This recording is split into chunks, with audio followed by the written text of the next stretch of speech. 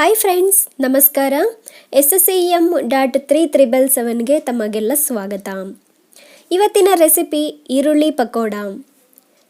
ಅಕ್ಕಿ ಹಿಟ್ಟು ಬಳಸದೆ ಗರಿಗರಿಯಾಗಿ ಹೇಗೆ ಈರುಳ್ಳಿ ಪಕೋಡ ಮಾಡೋದು ಅಂತ ನೋಡೋಣ. ಅದಕ್ಕೂ ಮುಂಚೆ ಇನ್ನೂ ಯಾರೆಲ್ಲ ನನ್ನ ಚಾನಲ್ನ ಸಬ್ಸ್ಕ್ರೈಬ್ ಮಾಡದೆ ನೋಡ್ತಾ ಇದ್ದೀರೋ ಪ್ಲೀಸ್ ಸಬ್ಸ್ಕ್ರೈಬ್ ಮಾಡಿ. ಪಕೋಡ ಮಾಡಲು ಬೇಕಾಗಿರುವ ಸಾಮಗ್ರಿಗಳು: ಅರ್ಧ ಕಪ್ನಷ್ಟು ಕಡಲೆ ಹಿಟ್ಟು, 4 ಮೀಡಿಯಮ್ ಸೈಜ್ ಈರುಳ್ಳಿನ ಉದ್ದುದ್ದ ಕಟ್ ಮಾಡಿ ಇಟ್ಕೊಂಡಿದ್ದೀನಿ ತೆಳ್ಳಗೆ, ಸ್ವಲ್ಪ ಕೊತ್ತಂಬರಿ, 4 ಹಸಿಮೆಣಸಿನ್ಕಾಯಿ, ಸ್ವಲ್ಪ ಕರಿಬೇವು,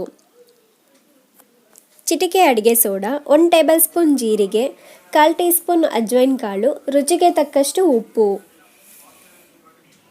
ಮೊದಲು ಎಣ್ಣೆನ ಕಾಯೋದಕ್ಕೆ ಇಡ್ತಾ ಇದ್ದೀನಿ. ಮೀಡಿಯಮ್ ಫ್ಲೇಮ್ ಇಟ್ಟು ಎಣ್ಣೆನ ಚೆನ್ನಾಗಿ ಕಾಯಿಸ್ಕೊಳ್ಳಿ. ಎಣ್ಣೆ ಕಾಯೋಷ್ಟರಲ್ಲಿ ಹಿಟ್ಟು ರೆಡಿ ಮಾಡ್ಕೊಳ್ಳೋಣ. ಒಂದು ಮಿಕ್ಸಿಂಗ್ ಬೌಲ್ ತಗೊಂಡು ಕಡಲೆ ಹಿಟ್ಟು ಹಾಕ್ಕೊಳ್ಳೋಣ. ಅಜ್ವೈನ್ ಕಾಳನ್ನ ಸ್ವಲ್ಪ ತಿಕ್ಕಿ ಹಾಕ್ಕೊಳ್ಳೋಣ, ಘಮ ಚೆನ್ನಾಗಿರುತ್ತೆ. ಉಪ್ಪು, ಜೀರಿಗೆ, ಕರಿಬೇವು, ಕೊತ್ತಂಬರಿ, ಹಸಿಮೆಣಸಿನ್ಕಾಯಿ. ಹಸಿಮೆಣಸಿನ್ಕಾಯಿ ಖಾರಕ್ಕನುಗುಣವಾಗಿ ಬೇಕಾದರೆ ಹಾಕ್ಕೊಳ್ಳಿ. ನಾನು ಸ್ಪೈಸಿಯಾಗಿ ಮಾಡ್ತಾ ಇರೋದ್ರಿಂದ ಹೆಚ್ಚಿಗೆ ಹಾಕ್ಕೊಂಡಿದ್ದೀನಿ. 4 ಹಸಿಮೆಣಸಿನ್ಕಾಯಿ ತೊಗೊಂಡಿದ್ದೆ, ಚಿಕ್ಕ ಚಿಕ್ಕದಾಗಿ ಕಟ್ ಮಾಡಿ ಹಾಕಿರೋದು. ಎಲ್ಲನೂ ಚೆನ್ನಾಗಿ ಮಿಕ್ಸ್ ಮಾಡಿ ಸ್ವಲ್ಪ ಸ್ವಲ್ಪ ನೀರು ಹಾಕಿ ಚೆನ್ನಾಗಿ ಕಲಿಸ್ಕೊಳ್ಳೋಣ. ಮೆಣಸಿನ್ಕಾಯಿ ಹಿಟ್ಟು ಕಲಿಸ್ತೀವಲ್ಲ ಅದಕ್ಕೆ ಕಲಿಸ್ಕೊಳ್ಳೋಣ. ಅಡುಗೆ ಸೋಡಾ ಹಾಕ್ತಾ ಇದ್ದೀನಿ, ಚೆನ್ನಾಗಿ ಮಿಕ್ಸ್ ಮಾಡ್ಕೊಳ್ಳೋಣ.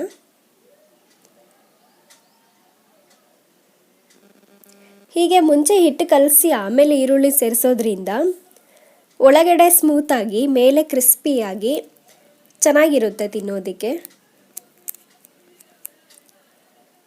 ಈರುಳ್ಳಿ ಎಲ್ಲ ಸೇರಿಸ್ಕೊಳ್ಳೋಣ, ಮತ್ತು ಚೆನ್ನಾಗಿ ಮಿಕ್ಸ್ ಮಾಡ್ಕೋಬೇಕು. ಈರುಳ್ಳಿ ಸೇರಿಸಿದ ನಂತರ ಉಪ್ಪು ಚೆಕ್ ಮಾಡ್ಕೊಳ್ಳಿ.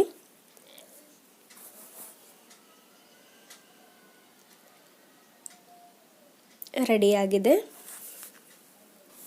ಮುಂಚೆ ಕಾಯೋದಕ್ಕೆ ಎಣ್ಣೆ ಇಟ್ಟಿದ್ನಲ್ಲ, ಈಗ ಚೆನ್ನಾಗಿ ಕಾದಿದೆ. ಒಂದು 2-3 ಟೇಬಲ್ ಸ್ಪೂನು ಚೆನ್ನಾಗಿ ಬಿಸಿಯಾಗಿರ್ತಕ್ಕಂಥ ಎಣ್ಣೆನ ಹಾಕ್ತಾಯಿದ್ದೀನಿ. ಹಾಕ್ತಿದ್ದಂಗೆ ಚರ್ರ ಅಂತ ಸೌಂಡ್ ಬರಬೇಕು, ಆ ಥರ ಬಿಸಿ ಇರ್ತಕ್ಕಂಥ ಎಣ್ಣೆ ಹಾಕಬೇಕು. ಹೀಗೆ ಸೇರಿಸೋದ್ರಿಂದ ಕ್ರಿಸ್ಪಿಯಾಗಿ ಬರುತ್ತೆ ಪಕೋಡ, ತುಂಬಾ ಟೇಸ್ಟಿಯಾಗಿ ಇರುತ್ತೆ. ಚೆನ್ನಾಗಿ ಒಂದ್ಸಲ ಎಲ್ಲ ಮಿಕ್ಸ್ ಮಾಡ್ಕೊಳ್ಳೋಣ. ಎಣ್ಣೆ ಕಾದಿದೆ, ಹಾಕ್ಕೊಳ್ಳೋಣ.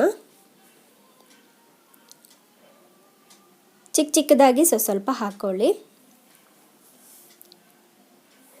ಚಿಕ್ಕ ಮಕ್ಕಳಿಂದ ಹಿಡಿದು ದೊಡ್ಡೋರವರೆಗೂ ಪ್ರತಿಯೊಬ್ಬರು ಇಷ್ಟಪಡುವಂಥ ಸ್ನ್ಯಾಕ್ಸ್ ಅಂದರೆ ಈ ಈರುಳ್ಳಿ ಪಕೋಡ.